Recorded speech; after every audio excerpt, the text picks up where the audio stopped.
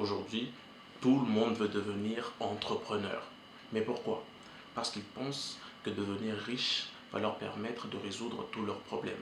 Tu penses vraiment que devenir riche va te permettre d'avoir plus confiance en toi, d'être discipliné, de booster ta productivité, d'avoir un bon physique, de devenir éloquent, d'avoir du charisme et de savoir séduire les femmes?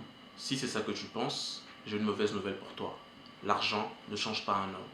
Tu penses sincèrement que si demain tu te réveilles avec 1 million de dollars sur ton compte en banque, tu vas enfin avoir les couilles d'aller dire à cette fille que tu la trouves magnifique, que tu vas te mettre à faire 12 heures de par jour, que tu vas te mettre à partir à la salle 3 fois par semaine, que tu vas arrêter de passer 5 heures par jour sur les réseaux sociaux, que tu vas avoir la paix intérieure, que tu vas enfin oublier ton ex? Bien sûr que non. Oui, l'argent peut t'apporter beaucoup, surtout matériellement. Mais aussi, l'argent peut t'apporter un certain confort mental parce que tu sais que tu as de quoi subvenir à tous tes besoins. Mais l'argent ne va pas faire de toi une nouvelle personne. L'argent fera encore moins de toi une meilleure personne. Une merde qui gagne 1 million de dollars au loto devient une merde millionnaire, mais reste quand même une merde. Ta nature ne changera pas parce que tu es devenu riche. Tu resteras toujours la même personne. Ce qui aura changé, ça sera uniquement le montant sur ton compte en banque. Le montant sur ton compte en banque change, mais tes insécurités, tes peurs, tes faiblesses, elles demeurent.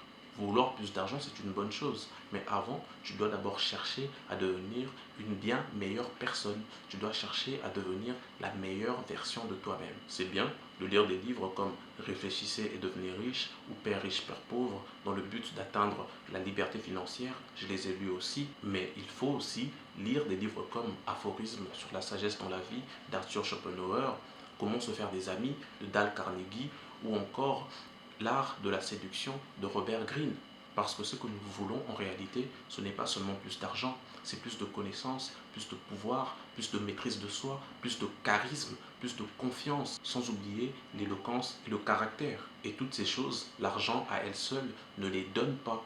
L'argent à elle seule ne les enseigne pas. Ce qu'il faut donc faire avant de chercher à avoir plus d'argent ou à gagner plus d'argent, c'est d'abord de chercher à avoir un nouveau cerveau. Tant que tu n'auras pas compris que ton problème, ce n'est pas le manque d'argent, mais le mauvais fonctionnement de ton cerveau, tu ne pourras pas changer grand-chose dans ta vie. Ta priorité doit être sur comment fonctionne ton cerveau, les habitudes et la nature humaine. C'est le fameux cogito ergo sum. Connais-toi toi-même et ensuite tu connaîtras l'univers et les dieux.